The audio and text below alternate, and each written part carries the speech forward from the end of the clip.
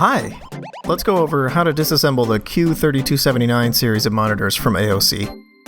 This series includes the Q3279vwfd8 and the Q3279vwf. These are different from many other AOC monitors because the plastic shell unsnaps from the front next to the bezel instead of in the back or the side.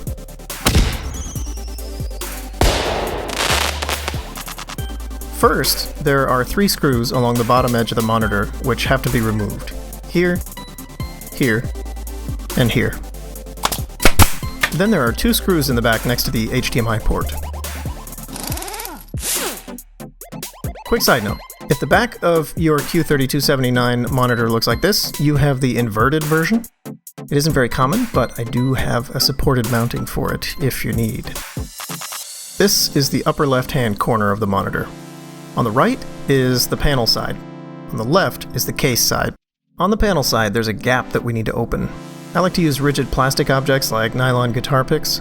Slide your tool of choice into the gap and move it toward the corner. As you slide it toward the corner, there will be a point about an inch away from the corner. This is the first snap.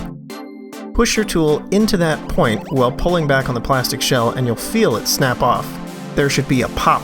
You pop them open. You pop them open. You pop them. Pop, pop, pop, pop them. There's another snap right around the corner, so don't expect the shell to come flying off just yet. Once the first snap is popped, you can just unzip the panel from the shell down the long edge. After the long edge is open, do the same unzip along both sides, starting at the open corners. Here's the lower left corner.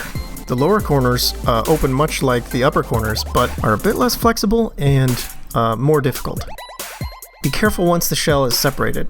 There's a cable connecting the 2 halves that you wouldn't want to rip. That's all there is to it. Be careful and have fun.